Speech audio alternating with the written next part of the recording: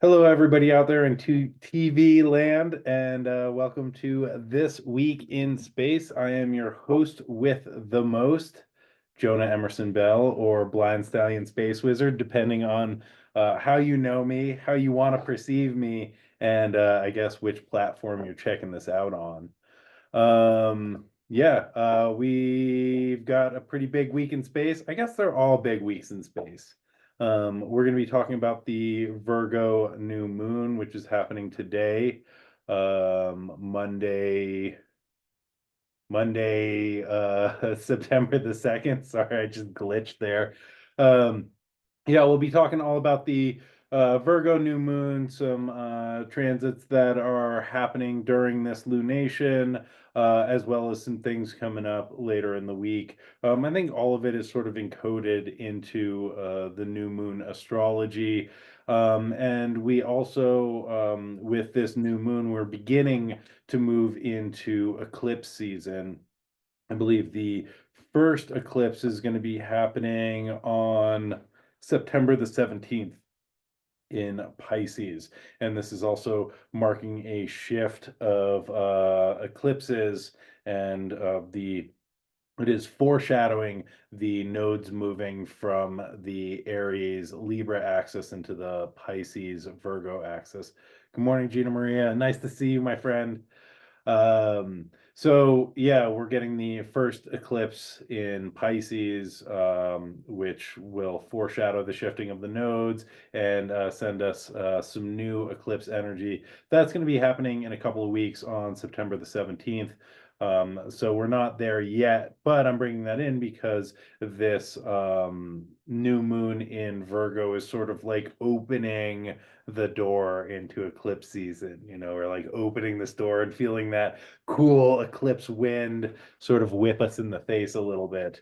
And I think that Virgo being an earth sign, there is some opportunity for grounding and practicality and some good orderly direction that we receive or can tune into during this Virgo new moon, which I think can help us to ground and orient as we move into eclipse season and as we deal with some of these challenging transits that we're experiencing this week and some of the malarkey that the space malarkey that we're going to be experiencing through the month of September. So, I guess that will suffice for a preamble for this week. So we can jump into the astrology without further ado.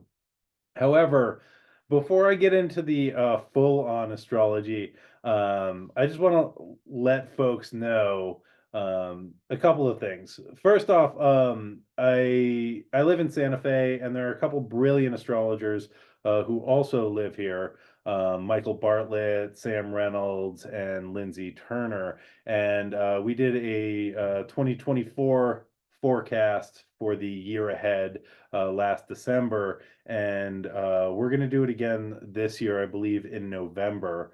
I think the date that we picked was November the 9th.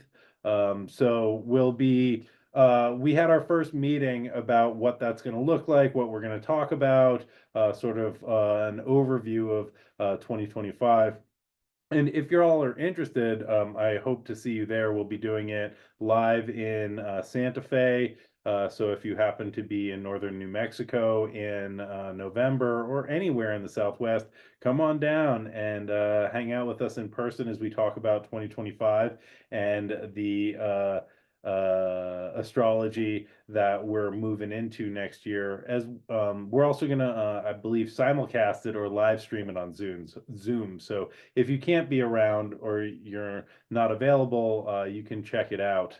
Um, Gina Maria is saying it's easier to do after the election. That is true. But there also might be like, some chaotic energy still a couple days after the election. Some elation or dysregulation. Who knows? We're not there yet. But if you're interested in what's going on in 2025, check out me, Sam Reynolds, Lindsay Turner, and Michael Bartlett. We'll be putting stuff up on the interwebs, so you can sign up for that. pretty soon. And yeah, you can catch it on Zoom. You can catch it live streamed on Zoom or in person, I believe, on November the 9th. I'm bringing this in not only to plug our potent Astro Alliance, which we're still looking for a name for. So if anyone has really good ideas for a name for an Astro Collective, let me know. I was thinking In Sync, but I don't know. I guess it's already taken. Somebody wasn't into that. Anyway, one of the other reasons that I'm bringing this up is during that conversation, one of these brilliant astrologers mentioned that according to Star Trek lore, on August 30th, 2024, was the beginning of the Bell Riots, which I believe is from Star Trek Deep Space Nine, the episode Past Tense. Now, I never really got into Deep Space Nine, but I think that this is kind of interesting. And so I did a little research, and I found something on space.com. Which talked about it, and several of the characters go back in time in this episode past tense. Several of the characters go back in time to August 30th, 2024, and in the lore of Star Trek, this is the start of the Bell Riots.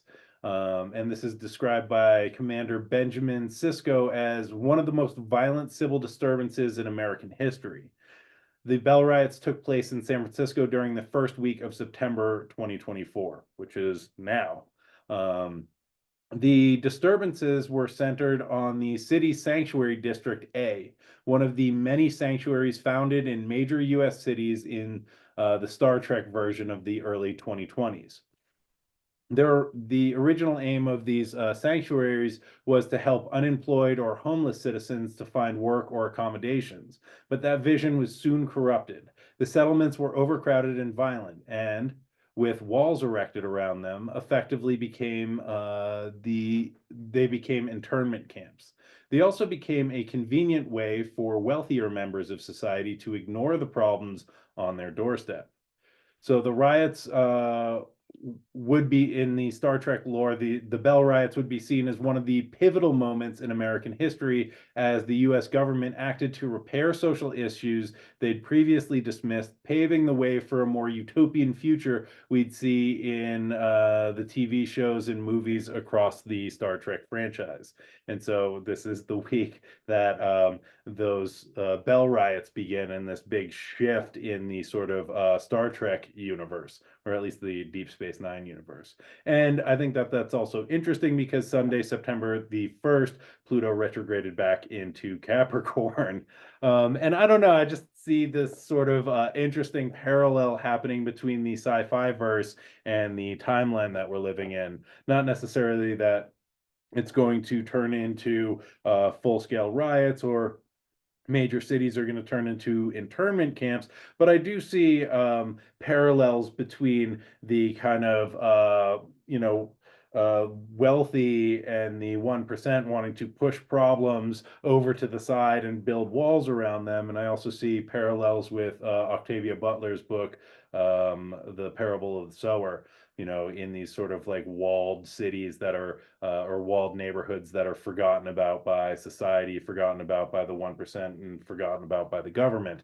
And the sort of tension that bubbles up and overflows, and creating structural changes. And I think that with Pluto moving back into Capricorn for the next couple of weeks, it is really kind of exposing the failings in structures and systems, and the rot in the kind of bones of society that needs to be addressed, right? The kind of scaffold that allows society to function in the ways that might be, have gone astray or is in misalignment. And, I also think that in terms of Star Trek or the Star Trek verse, with Pluto's entrance into Aquarius for the next 20 years until 2044, 2044. Woof. you know, we have the kind of Aquarian utopian vision, which is maybe the you know, what is it, the Federation of Planetary governments, right, where everybody's sort of working together in this utopian federation, or we have the Borg, where everybody has to be of one mind or the same mind, and anything outside of Borg is bad, right? And so I think that we have this in the Star Trekian version, right? We have the Pluto moving back into Capricorn, exposing the failings of society to support, you know, its members, and allowing a place for people to enter into society and be supported and cared for, instead of like pushed to the side for the convenience of the 1%. And then with Pluto entering into Aquarius, we have the opportunity for the whatever it's called in Star Trek, the Federation of Planets, right? Or the, you know, council of different sort of planetary energies, or different kind of ways of being or ways of seeing, and a council that connects all of them, right? Versus the Borg of it's this way or it's my way or the highway. So anyway, I just thought we would enter in with a little Star Trek lore. Right. And I think it's interesting that it's happening now, and relating to Pluto's retrograde back into Capricorn, which is going to happen, I believe, until the 15th of November. Pluto stations in October, and then I think enters Aquarius for good, or for the next 20 years, around the 15th of November. I didn't put it in. I didn't put it in my notes this week because we talked about it last week. But moving on to current business. Monday, September the 2nd, that is today. Happy holiday, everybody. We are receiving a new moon in Virgo at 11 degrees and 4 arc minutes of the mutable Earth sign of Virgo. And like I was saying, this is maybe like the very beginnings of eclipse season. The first eclipse will occur during our next lunation at the Pisces full moon on September the 17th. So before I go into the archetype of Virgo and this new moon, I want to talk about some of the transits that are exact today, because they're kind of shaping this new moon energy. Um, so first thing that we got is Mercury in Leo trining Chiron in Aries at 22 degrees and 56 arc minutes of these fire signs. So Mercury is the ruler of Virgo, and as the ruler of Virgo, you know, this energy, this connection, this harmonious trine with Chiron, I think, is going to impact the vibe of this new moon. And as it impacts the vibe of this new moon, it's also going to impact the vibe of the next couple of weeks as we move from the new moon into the full moon, which, like I was saying, happens to be an eclipse. And so, let's think about Chiron, right? Chiron is archetype of the teacher, archetype of the wounded healer, right? It is the core wounds that we carry and our opportunities to sort of heal these core wounds, right? Through our experience, through learning, and ideally, as we move through these activated spaces, these wounded places, we are able to teach others, right? We are able to share our knowledge of, this is how I did this. This is what I've been doing that's been working for me, and this is what I would like to share with you, right? Other person who might be feeling similarly, right? Who might be going through a difficult time. And I think that this is the gift of Chiron, is not just the ability to move through the wound, but you know, to really integrate that learning through teaching other people and being of service to other people.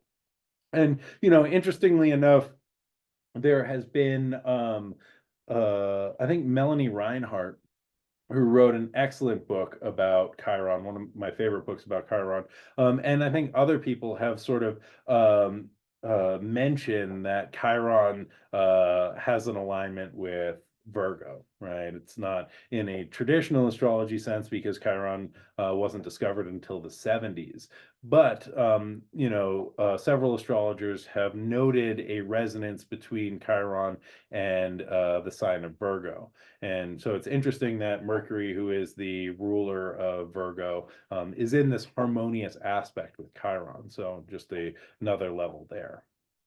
So Chiron is a centaur, half human, half horse, right? And so we can think about this as the top-down logical mind, right? Meeting the bottom-up instinctual and intuitive animal body, right? And in we can think about this as like the rational mind, right? And the emotional mind or the emotional body. And with Mercury in trine, right? We, in this harmonious aspect, we can think about Mercury as the messenger, right? The go-between, moving between these sort of rational parts of the self and the intuitive animal body, right? Or the emotional mind, and helping these various parts of self to come together and to integrate. Right. And I think that the idea is to notice what's coming online, what's coming up as we are moving through this new moon as we are moving through today, and notice like when our logical mind, right, the rational mind gets activated, noticing when the intuitive mind or the animal body becomes activated, right? And I don't think it's not about like pushing one aside or and being like, oh, emotion's bad or oh, logic bad, right? It's about noticing what's arising and notice what part we're being pulled into and trying to figure out a way of mediating. Mercury's job kind of is as a mediator and it's making connections, right? And opening up communication between what the logical, rational part is saying and what the animal body is asking for, or what the animal body or our emotional mind is desiring, right? And so in dialectical behavioral therapy or DBT, we can think about this as the wise mind, right? That integration place between the logical mind or the rational mind and the emotional mind, right? And the places that those things overlap, those two sort of minds overlap, is what is thought of as the wise mind, right? The wise mind integrates both the emotional and rational mind, and it is helps to balance the thinking and the feeling. And this allows us to act from a centered and intuitive place. And the wise mind has a calm and peaceful quality to it. And that's where our truth and wisdom lies, right? So, not being pulled into either the rational, right, or into the emotional, but trying to hold both of them and balance them. And I think this is also noticing what's coming up, right? Because we're not trying to shut one down and or shut the other down, right? We're trying to hold both things. That is the dialectical and the dialectical behavioral therapy, right? And I think that this is Mercury also being able to hold the multiplicity, right? And the this and the that, and to try and find the Venn diagram, right? The meme Venn diagram where they overlap, and that is the wise mind right there. And so, yeah, I think being able to hold both of these things and notice, okay, like I'm being pulled here, I'm being pulled there. What is the sort of overlap? What is the place where I can be in my alignment and in my intuitive knowing, right?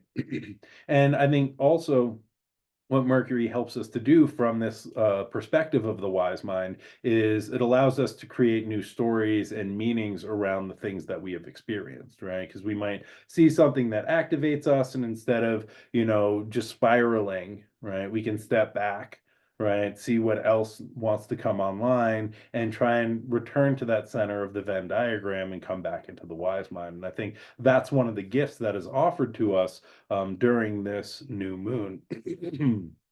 And I think that this also, again, with Mercury as the ruler of Virgo, and Chiron having maybe some alignment with Virgo, this sort of relationship, helping us to bridge that kind of rational and intuitive, or the top-down logical part, and the bottom-up emotional or somatic or animal body. All right. And so thinking about how we can hold both of these through this new moon.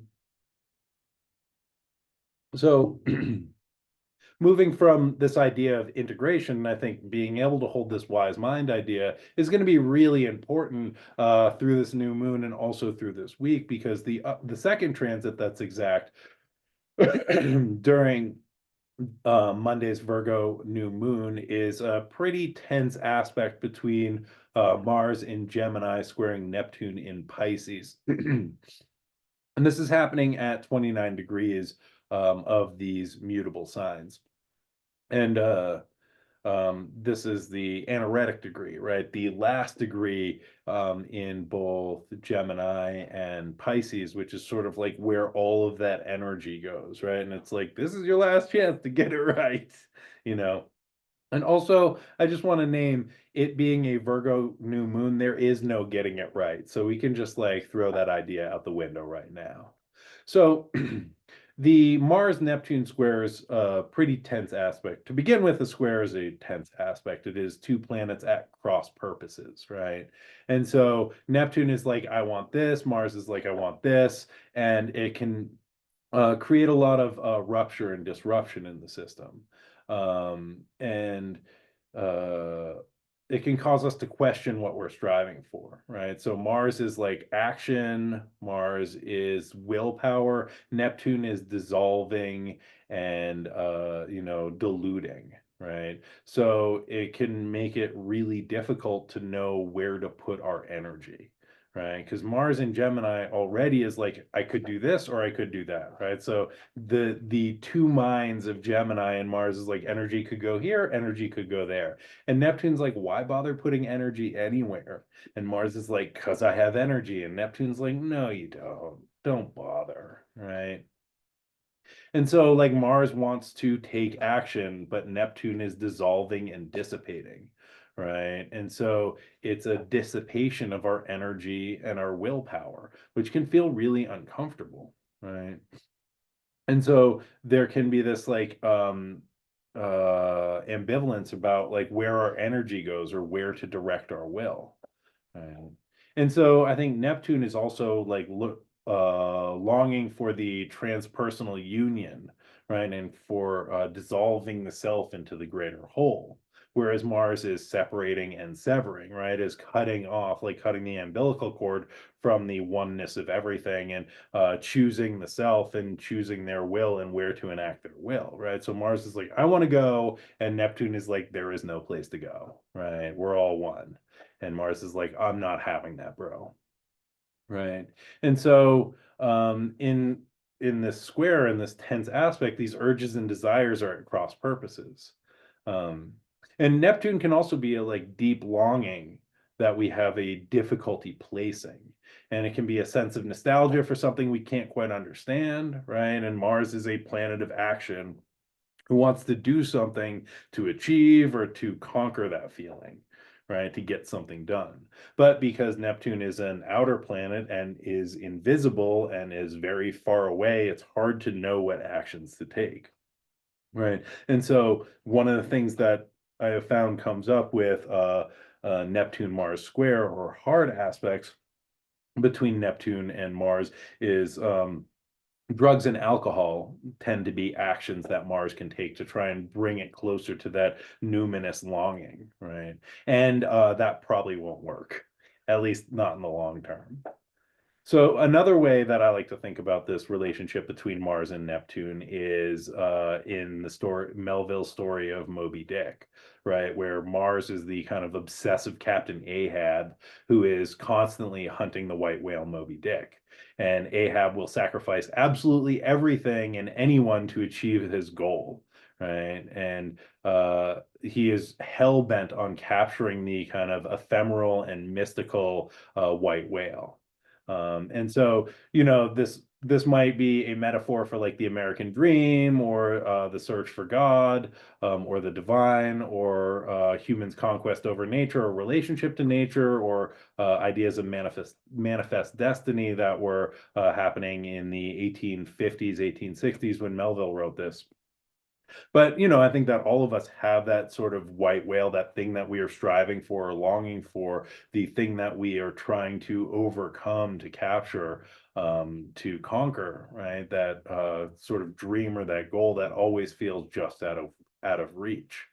Uh, and Ahab in the story forsakes absolutely everything: his ship, his crew, their livelihoods, their well being, their safety, all of the things that they could have gotten from their voyage, right? Ahab, like all that goes out the window, and Ahab is just hell bent on hunting his nemesis Moby Dick and questing after this thing that is always out of reach, right?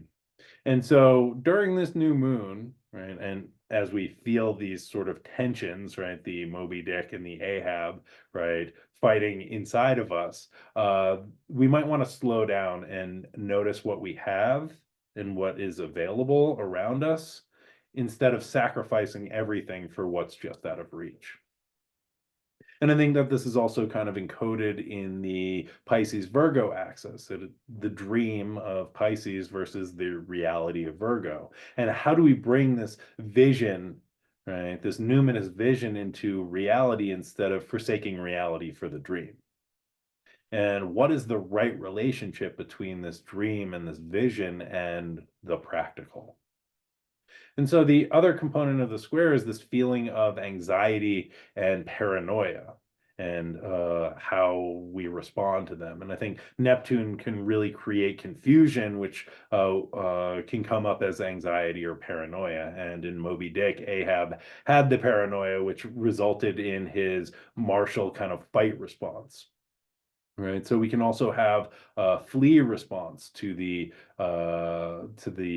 feelings of anxiety or paranoia that are created by the kind of delusion of Neptune and the not knowing where to put our energy. Right. And I think that the flee response is the Neptunian desire to check out or disassociate. Right. And again, the fleeing can look like drugs or alcohol or other compulsive self-soothing behaviors to try and, you know, deal with the ambiguity and the anxiety that that creates and the confusion, right? We can also have like dorsal vagal shutdown response, which is like a collapse, right? And that's usually what I how I respond. I'm just like, I'm out, I'm going to sleep. Right. It's confusing. I'm pulled in different directions, like rational mind, animal body going in different directions. I don't know what to do. I'm going to sleep. Right. Um, you know, but this noticing where we're being pulled and what's coming online, and you know, the feelings of overwhelm that might come up, right, can induce anxiety, right? And also rest and sleep might be, and dreaming might be a really good way of healing and integrating. And I think that part of the Virgo new moon is that it's opposed, the sun and moon are opposing Saturn, and the sun will perfect its opposition to Saturn at the end of the week. But there can be a like Saturnian harsh inner critic who's like, you have to keep making stuff happen, right? It's not good enough. That can feel really overwhelming and put a lot of pressure on, which I think can also add to the wanting to fight or check out or shut down, right? And so if you need rest, it is okay, right? Because sometimes it is better to rest instead of trying to fight through the chaos when we don't have a clear direction of where to put our energy. And when we're feeling overwhelmed and unable to make good decisions, it might be a better idea to listen to our body and our intuitive knowing and do what is right for you to support your nervous system. And again, I think this is coming back to that wise mind idea. And the I feel you, Gina Maria. The last thing that I want to say about this is in Greek mythology, Neptune or Poseidon was known as the earth shaker, right? The bringer of earthquakes. And I believe this is connected to the idea that there was invisible rivers that ran under the earth. And Poseidon ruled over those invisible rivers, right? And these, you know, if we think about invisible rivers that run under the earth. This is sort of the unconscious emotional rivers that are in our unconscious mind, which cause earthquakes and shake us to our core, right? And when these get activated, there might be nothing to fight and there might be nothing to do. And we might just have to learn and sit with them and listen to what they are asking for. So that, my friends, brings us to the new moon in Virgo, which will be exact at 6:55 p.m. That's Pacific time, and 9:55 p.m. on the East Coast. This new moon, which is a conjunction of the sun and moon, will be occurring at 11 degrees and 4 arc minutes of the mutable Earth sign of Virgo. And so Virgo gets kind of pigeonholed as a perfectionist, but I think what Virgo is really doing is perfecting, right? They are taking what they have and trying to move it towards the ideal. They are focused on creating order. And whenever there is order, there is also chaos, right? And this may be the Virgo Pisces axis, the chaos of everything, of undifferentiated oneness in Pisces, and then the, Virgo sort of ordering it in a practical terrestrial way. And with the idea of perfecting, right, there is also the reciprocal, which is failure. And for this new moon, I want to talk about failure because I think failure is really important. Right? And I think failure is a lot about not living up to our expectations, right? And expectations are projections into the future about how we want things to be or how we expect things to be. And when our reality doesn't live up to these idealized projections of our expectations, it's easy to label this as a failure. However, failure might just be moving from one state to another. And this is a pretty mutable idea right here. And Virgo is a mutable sign. And so this might be moving from what we expected to happen to what actually happened or what is actually happening. And like learning to accept and adapt to that. Or moving from one idea of the self into how things turned out, which allows us to evolve and develop a new idea of what we can be and what we can do. And so I think a lot of Virgo is about reclaiming those projections of expectations and learning to be in the present moment and learning to notice the perfection in the imperfections or just being with what is, right? And learning to be present just with ourselves. And yeah, Gina Maria says, I am perfect chaos, which I love. So another component of failure that we can think about is in terms of attachment. And so I was just in a weekend workshop with this, it was a psychodrama workshop, and one of the practitioners who led it, this woman, Kate Cook, was talking a lot about attachment and the idea of failure, which I thought was really spot on for Virgo season and for the Virgo new moon. And so I wanted to bring in some of the things that she talked about. And she said something to the extent that it's not the accuracy of the parent's attunement to the child that is the predictor of secure attachment. It is the ability of the parent to repair a rupture or a misattunement that creates the sense of secure attachment. Right. So it is the ability of the caregiver to notice where there is a rupture and to work to repair it so that it supports the child to have a secure sense of connection with the caregiver. It's not the total and complete awareness of the child's every needs that creates good attachment or secure attachment. And this is what we were talking about last week when we were talking about the good enough parent, right? And so the basis of creating healthy and secure attachment is making mistakes, right? It is failing, it is messing up, right? But it is the ability to notice the mistakes, right? And it's through the failures in connection and noticing where we messed up and working to repair those rifts that we are able to create really healthy bonds. And this is in a child, but also I think with each other, right? And so failure is what's going to shape our ability to connect. And failure is what's going to heal our attachment wounds, right? But it is the ability to notice the failure and to work to repair it. And this is kind of like the idea of kintsugi, the Japanese art of repairing broken pottery by mending the areas of breakage with gold, right? It's the broken areas that become the most beautiful and the most valuable. And similarly, in the places where there is a rupture and a repair, those make for strong, healthy relationships and secure attachments and resilient individuals. And another way that we can think about this is the places where the heart breaks. Those are the places that allow the light to come in. And those are the places where the heart is able to grow bigger and to receive more. And so I just also want to name that one of the best pieces of advice that I ever got was if you're going to fail, fail big, right? And I think this is brilliant because failure helps us to learn, right? Failure helps us to grow, and failure allows the light to come in, right? And allows us to recognize that we are not perfect, and allows us to change and evolve. And I think that this is really important. So another thing that I just want to bring in with the Virgo archetype is, I think that Virgo is very much about practice, right? And practice is not perfection, practice is practice.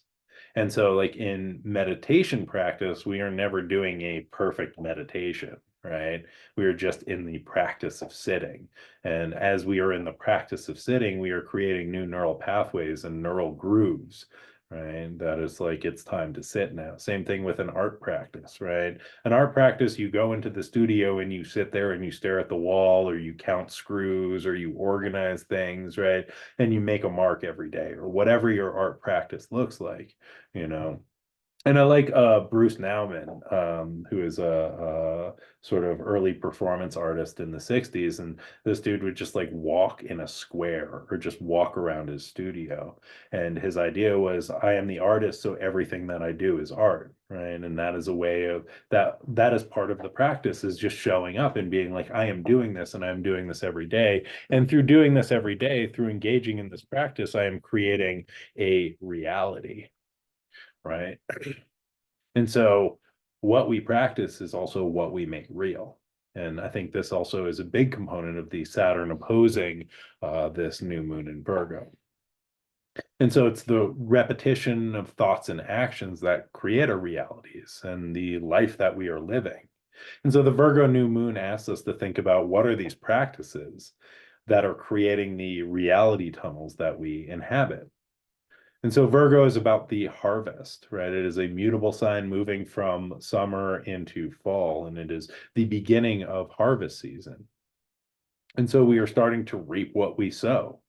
The things that the things we have practiced and the rituals we conduct create the lives that we live. And this is what we are harvesting, right? What we are living is what we are harvesting, right? And so with this new moon, it's an opportunity to be discerning about what we choose to practice, what we want to keep up, and the things that might need to shift in order to help us move towards what we want to create in the future. Right. And so again, Saturn is opposing this new moon, which is reminding us that there are consequences to our actions. And consequences aren't necessarily bad, but it is every action has a reaction, right? And the things that we do on a repeated basis, right, have create consequences. And the consequences, the things that we do over and over and over again, are that tend to be the life that we live, right? They create the shape of the life that we are living. And so, yeah, this is an opportunity to think about what we are reaping and the consequences of the things that we have been practicing, the rituals that we engage in, the things that we do on a regular basis. And now we have the opportunity to harvest this, right? And to leave some things behind to seed the fields in the future.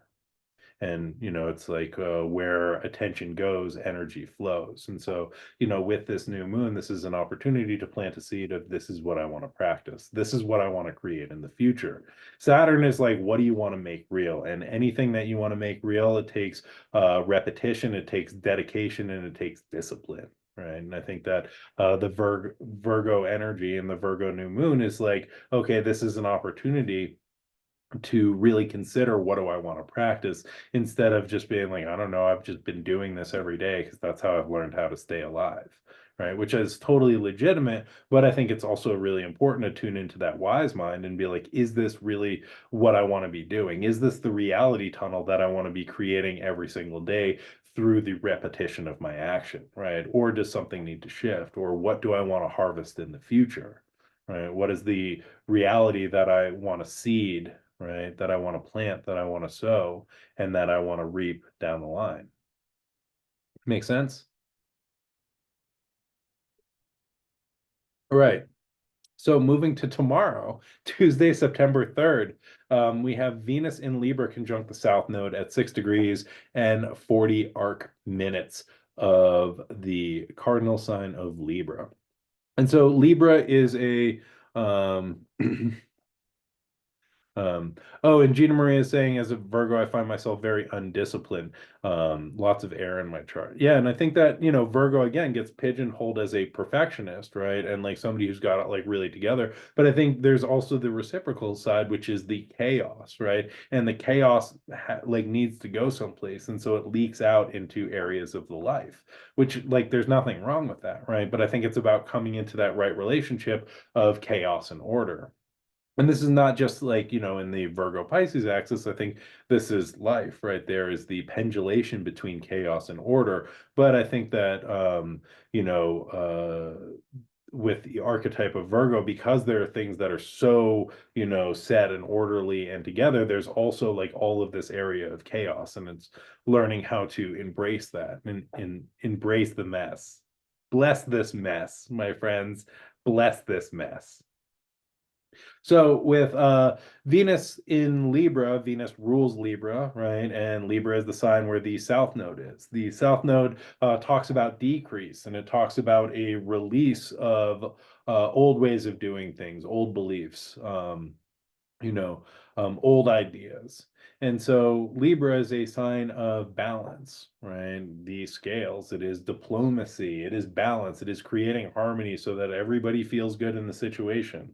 Venus, the ruler of Libra, is about relationships. It is about beauty. It is about values, right? It is about giving and receiving love. And I think with Venus conjunct the South Node, we are examining some ideas of relationship, right? And connection.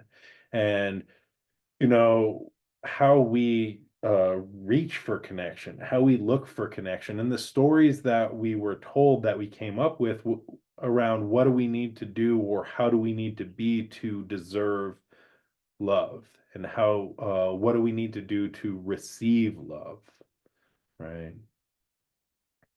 And so, how do these stories live in our bodies, right? What are the beliefs around love and deserving love and the transactional nature of love that we hold from childhood that no longer serve us, right?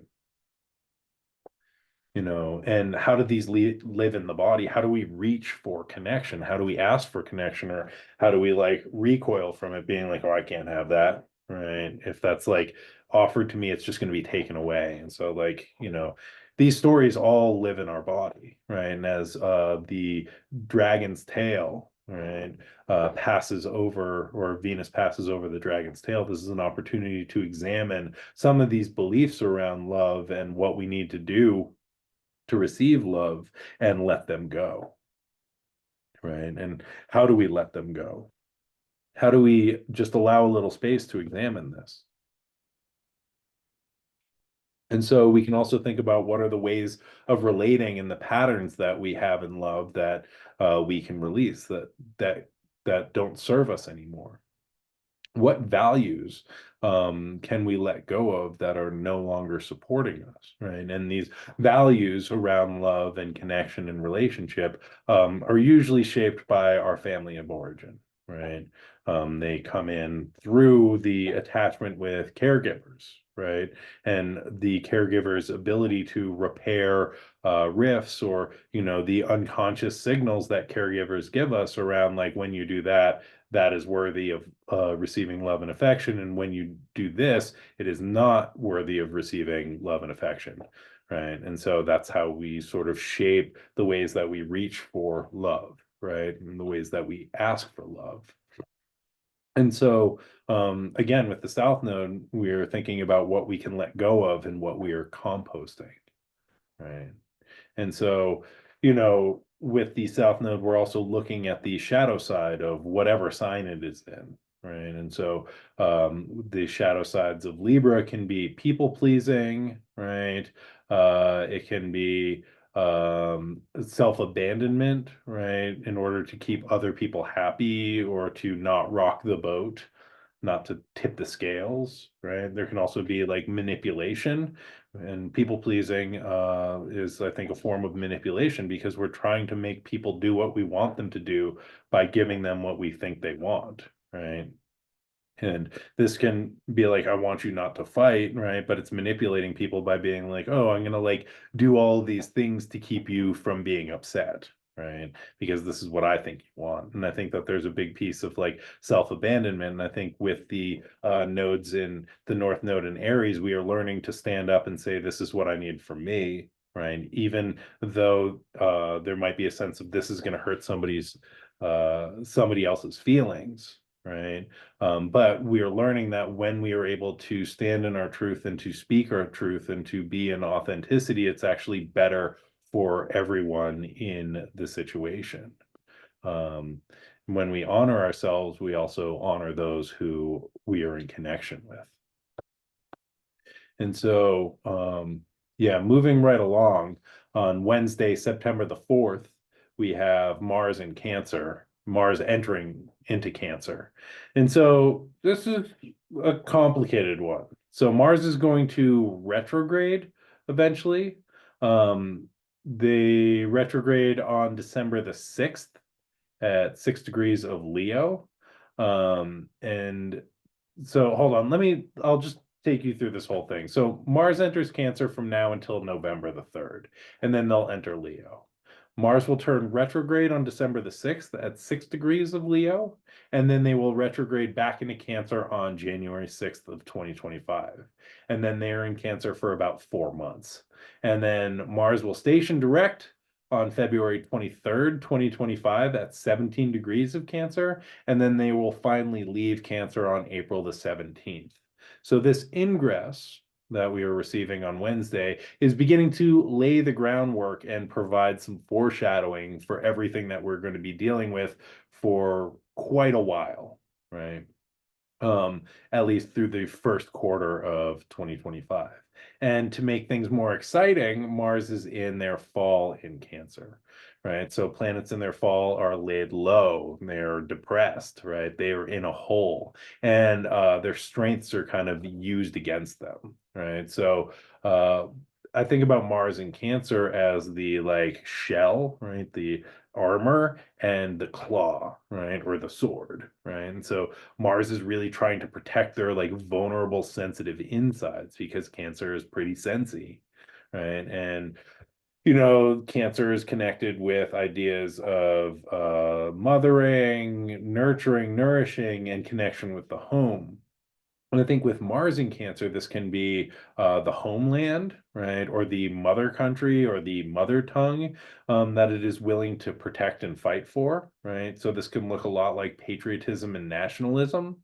And uh, Also, I think with Mars and Cancer, our emotions can be pulled and played with and stirred, right? So that Mars goes into action.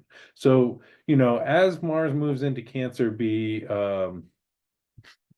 yes, the Mars retrograde post-election season will be very interesting.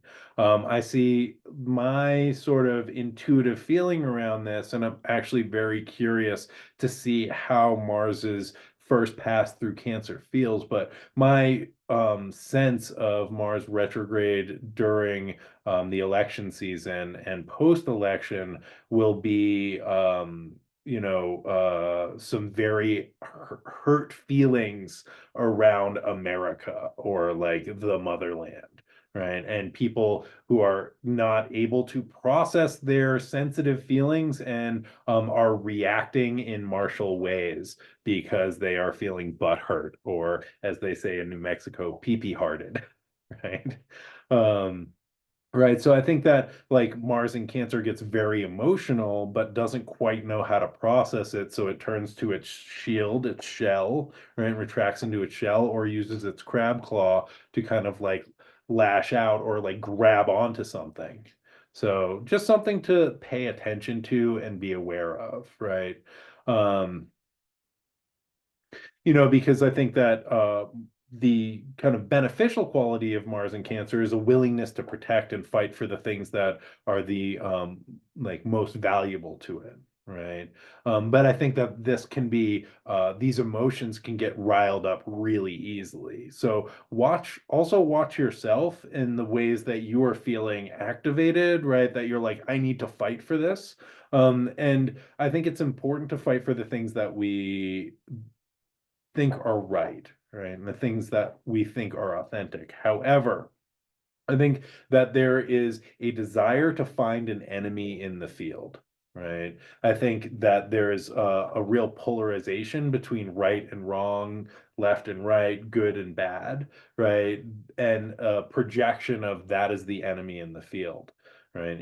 And by field, I mean like the sort of interconnected oneness of everything, the web of connection that we are living in. Right. And I think that there's a desire to like find that enemy and strike out at them. And I think that the Mars in Cancer will be activated, right? It's the protector parts will be activated that are trying to protect the things that are the most vulnerable and projecting that as the enemy out there somewhere. And will, that's just something to be aware of, right? I think that it's really important to protect the things that we love and care about, but also be aware of the ways that you are getting activated, you are getting riled up, and maybe being manipulated by forces outside of your control. So again, coming back to that wise mind, right?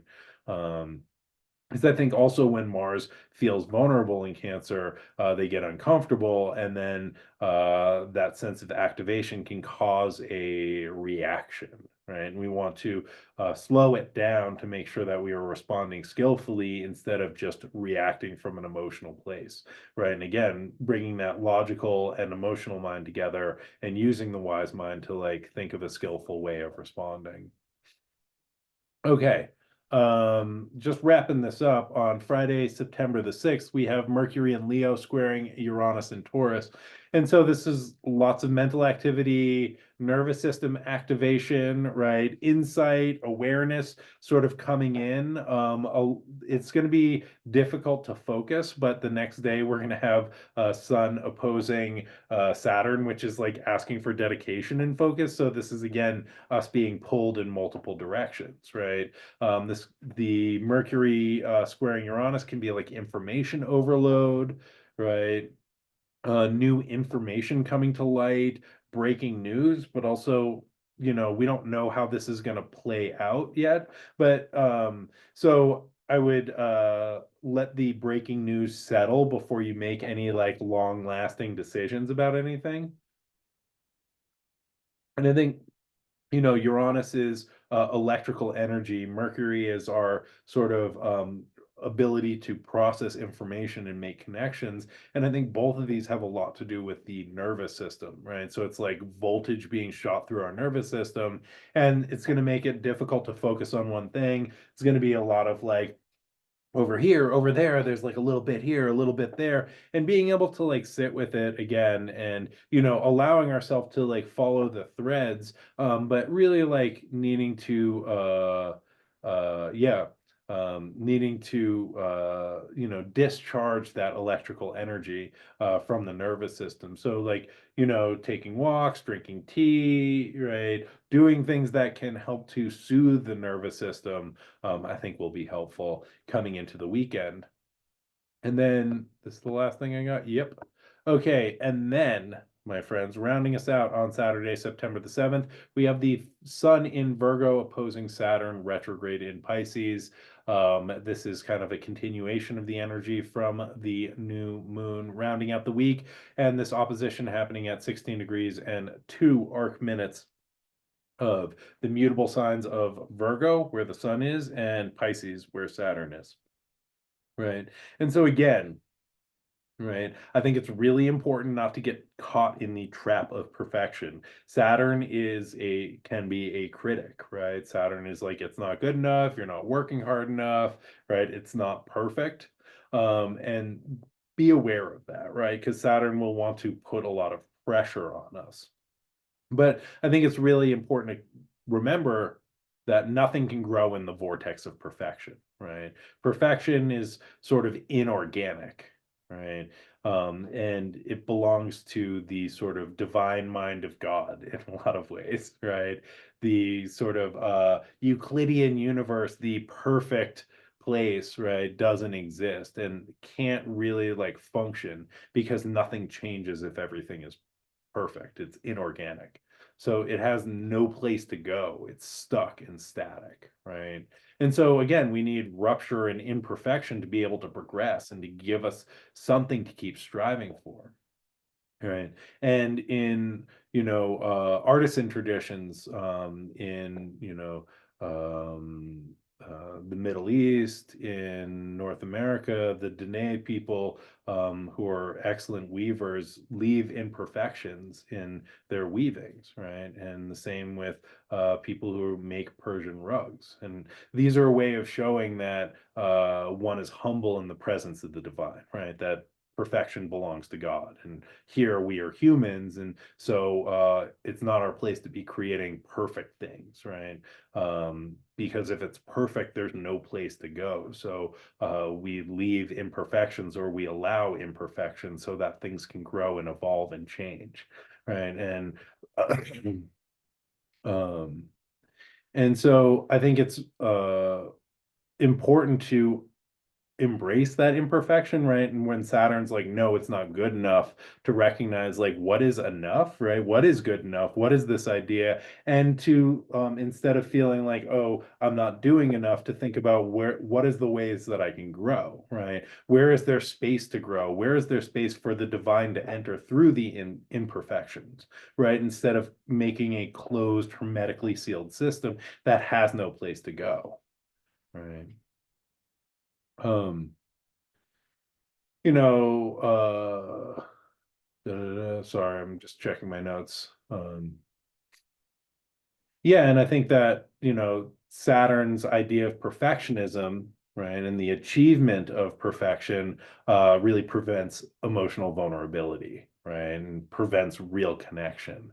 I think Saturn is using perfection or like that critic or the pressure as a defense, right, to protect the vulnerable parts that might feel I'm not good enough, right? Um, and to be able to shift our belief around this, right? And allowing an integration of what is good enough and the high standards that Saturn might be holding us to. And to think about, okay, if Saturn is the critic, right, which might be like unempathic, right, criticizing us, telling us that we're not good enough. What is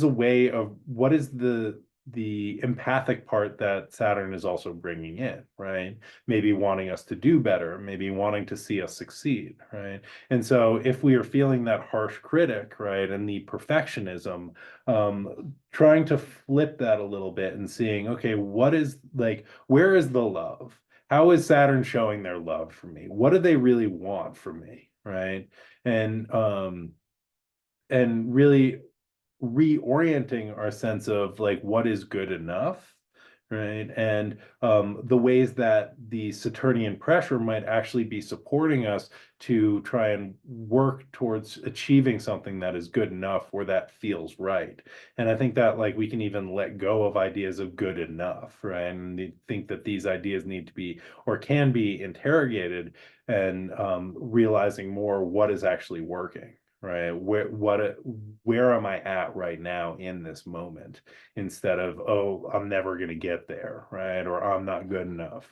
And so this also reminds me of the story of Dike, who is who is the last Olympian, or the last of the Greek gods to leave after the Golden Age. During the Golden Age, the gods and mortals lived together, and everything was great. And this was a time that was presided over by Kronos, Saturn, right? And as the Golden Age faded, and humans stopped remembering the gods in the same way, and stopped making sacrifices in the same ways, all the gods sort of got bored and they left and they went up to Olympus. But Dike, who loved us so much, was like, nah, they're going to remember us. They're going to remember. Like, I'll show you. Like, I'm not leaving. I believe in them. And eventually, when enough people didn't believe in the gods anymore, she got bummed out and she left, and she became a total hater, right? She was so hurt by humans sort of shift away from that connection with the divine, that she became an incredibly cruel critic, where nothing we ever did was ever good enough. And I think that Saturn, can really show up. I mean, this is one of the things that the shadow side of Virgo is, that kind of DK critic, right? The self-critical part, the thing that says you're not ever good enough. And I think Saturn can really play that role in this opposition, right? And so to think about what is something, how do we pair something positive with that critic? And you know, uh, what, like, I think DK is like longing for that connection, right? And I think this desire to be safe and secure and supported, right, is a Saturnian thing that is brought in. So that critical part might be like, hey, I just want you to be safe. Hey, I just want you to be okay. Hey, I just want you to live a good life, right? And that might show up like, you're not doing enough, you're not good enough, right? And to think about how that Saturnian energy might want the best for us, and how we can renegotiate that conversation, right? How do we negotiate with these energies so that they can feel supportive instead of oppressive, right? And so, I think Saturn also creates like a space of silence, right? And to be able to sit in that space in contemplation and recognize what we're harvesting. Because Saturn is also a harvest god in a lot of ways, right? Who holds the sickle, right? And a lot of the Virgo archetype is about this first harvest and preparing for the winter, and thinking about what we are taking and what we are leaving as we move into the next phase.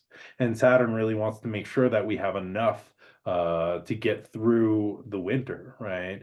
Saturn wants us to be resourced enough so when things get scarce, we are okay, right? Saturn is always looking towards scarcity and what could possibly go wrong, right? And that can be really oppressive and depressing. So, to think about what we are harvesting now, and what we are cultivating, and what we are holding to get us through the times when things are challenging, right? And I think being able to show those Saturnian parts, right, to show that oppressive part, to show that critical part, hey, like, this is what's working, this is what I've got, this is what I'm storing up, right?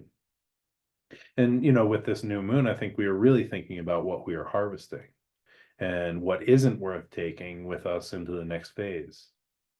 And so, one of the things that Saturn says is that you need to do the work. And if you're lazy now, it's going to fuck you over later. Right. And I think that's really helpful. However, when it gets too oppressive, when there's too much pressure, right, we need to renegotiate that and let Saturn know, okay, this is the way that I'm doing the work.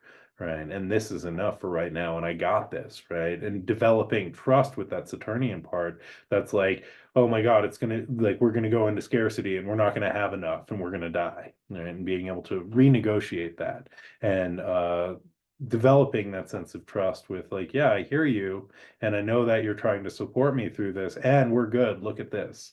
Right. Look at the bank account, or like look in the cupboard, or like, I got some like cans of beans. Right. We're gonna be okay. We're gonna get through this. And so, just to like wrap things up, coming back to this idea of failure, just one more time, because I think that this is a really important thing to consider for this Virgo new moon, especially with the Saturnian influence.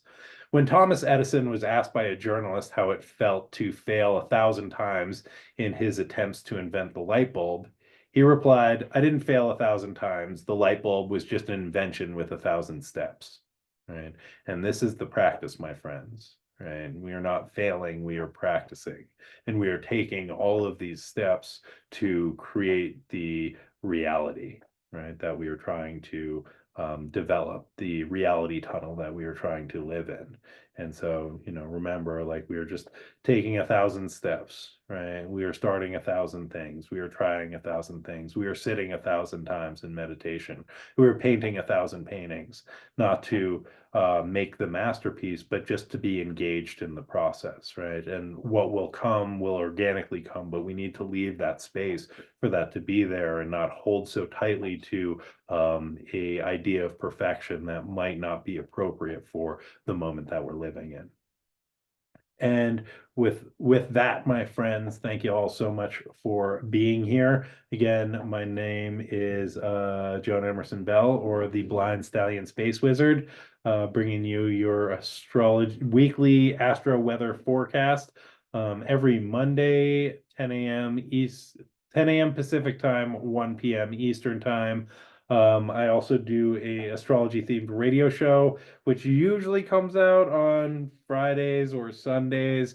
I don't know. I didn't do it. I spent a lot of time doing other things. I might get around to doing it today, but I also sort of doubt it. So I'm sorry. When I get done with my graduate degree, I will get back on my Melee report, which is my astro weather radio show. But I urge you all to tune into that. There's like 250 episodes on SoundCloud if you want to check that out. Um, ooh, I'm glad that you showed up, Lauren. And yeah, Wizard is always on time, so just remember that. And also, if you want to check the replay, I'm gonna post it on YouTube. My channel is Camp Wizard Camp. It's also, you can find it in my feed and Instagram. Thank you all for tuning in. Also, I'm an advisor on the excellent Astrostar app. You can check me out over there, book readings, check out other astrologers doing some excellent work over there on Astrostar Live. Anything else? I don't know. I got a Patreon. It's a good way to help support this process if you want to, and get some other things. I do guided meditations, collective tarot readings, individual tarot readings, and I release the radio show when it comes out through there. Other than that, I don't know. I hope you all have a beautiful and safe new moon in Virgo. I hope you all fail big in some great ways, and allow those failures to help direct your process and bring you towards better things in the future. And I will see you all next week. Same wizard time, same wizard channel. And until then, my friends, may the force be with you. Bye now.